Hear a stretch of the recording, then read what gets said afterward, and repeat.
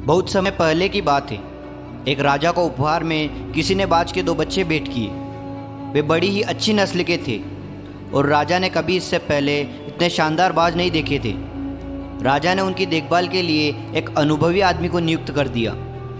जब कुछ महीने बीत गए तो राजा ने बाजों को देखने का मन बनाया और उस जगह पहुंच गए जहां उन्हें पाला जा रहा था। राजा ने देखा कि दोनों बाज काफ़ी बड़े हो चुके थे और अब पहले से भी शानदार लग रहे थे।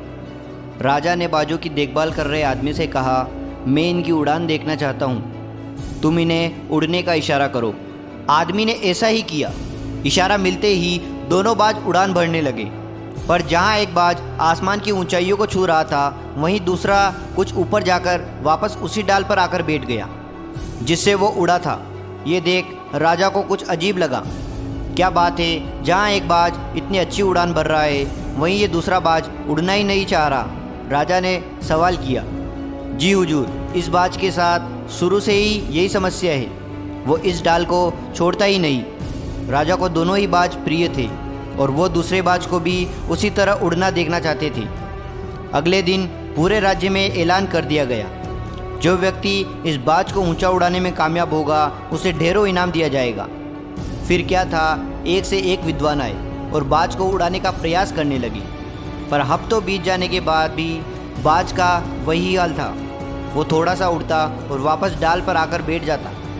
फिर एक दिन कुछ अनोखा हुआ। राजा ने देखा कि उसके दोनों बाज आसमान में उड़ रहे थे। उन्हें अपनी आंखों पर यकीन नहीं हुआ और उन्होंने तुरंत उस व्यक्ति का पता लगाने को कहा जिसने ये कारनामा कर दिखाया था। वह व्यक्ति एक किसान था। अगले दिन वह दरबार में हाजिर हुआ। उन्हें इनाम में स्वर्ण मुद्राएं भेंट करने के बाद राजा ने कहा, मैं तुमसे प्रसन्न हूँ, बस तुम इतना बताओ कि जो काम बड़े बड़े विद्वान नहीं कर पाए वो तुमने कैसे कर दिखाया। मालिक, मैं तो एक साधारण सा किसान हूँ, मैं ज्ञान की ज़्यादा बातें नहीं जानता। मैंने तो बस वो डाल काट दी जिस पर बैठने का बाज आदी हो चुका था, और जब वो डाल ही नहीं रही तो वो भी अपने साथी के साथ ऊपर उड़ने लगा।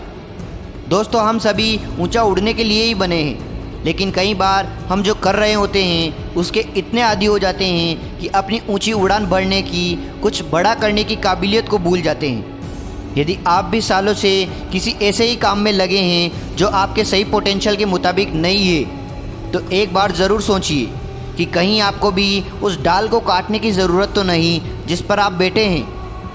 धन्यवाद दोस्तों। अगर ये कहानी पसंद आई हो तो प्लीज़ सब्सक्राइब करें, लाइक करें, शेयर करें, कमेंट करें।